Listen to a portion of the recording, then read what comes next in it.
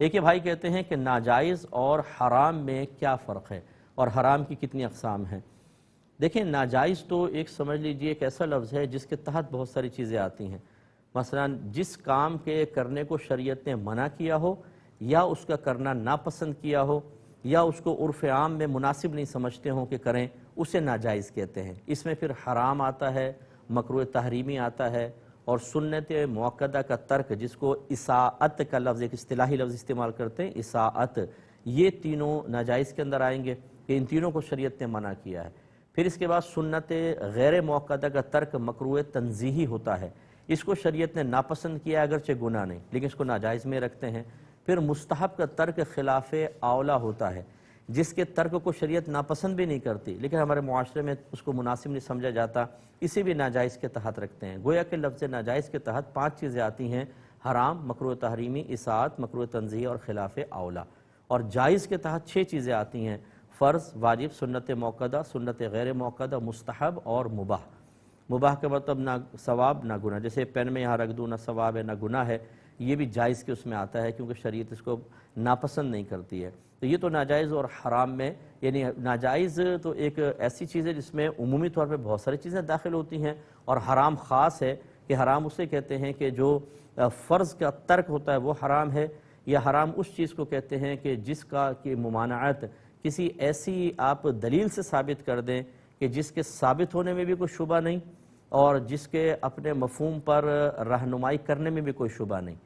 یعنی قرآن کی جیسے آیت ہوتی ہے کہ اس کے اللہ سے اس کے ثابت ہونے میں کوئی شبہ نہیں، قرآن اللہ کا کلام ہے، اور اتنی واضح آیت کہ اس میں واضح طور پہ جیسے اللہ نے لحم خنزیر کو حرام قرار دیا تو بالکل واضح لکھا ہوا ہے، بہتے خون کو حرام قرار دیا۔ تو اس طرح کسی ایسی آیت جس میں مجتہد کو کوئی وضاحت کی حاجت نہ ہو، اس سے اگر کسی چیز کی حرمت ثابت ہوتی ہے اس کو حرام کہتے ہیں۔ اسی طرح ہر فرض کا ترک حرام ہے، نماز کا چھوڑنا حرام ہے۔ تو یوں دیکھیں، حرام خاص ہے اور ناجائز کا لفظ کافی چیزوں پہ بولا جاتا ہے، ان میں عموم و خصوص مطلق کی نسبت ہے،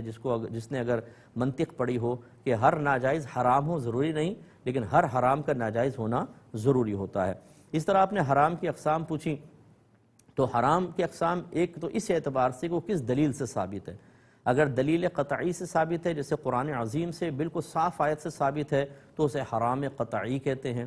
اور اگر قرآن سے ثابت ہے لیکن واضح آیت سے نہیں، اس میں علماء کی آراء مختلف ہے کہ اس کا یہ مفہوم ہے، کوئی کہتا ہے یہ مفہوم ہے، اس سے جو حرام ثابت ہوگا حرام ظنی ہوگا۔ اسی طرح حدیثوں سے جو کسی چیز کی حرمت ثابت ہوتی ہے وہ حرمت ظنی ہوتی ہے۔ اسی طرح بعض اوقات فقہاء ایک چیز کو حرام قرار دے دیتے ہیں، حالانکہ نہ قرآن سے اس کی حرمت ثابت ہوتی ہے نہ حدیث سے ہوتی ہے، فقہاء یا مجتہد کی نظر میں وہ بہت ہی برا ہوتا ہے، اس پہ بھی لفظ حرام کا اطلاق کر دیتے ہیں، یہ بھی حرام ظنی ہے۔ لیکن یہ قرآن اور حدیث کی، جو قرآن کی ابھی میں نے بتایا آیت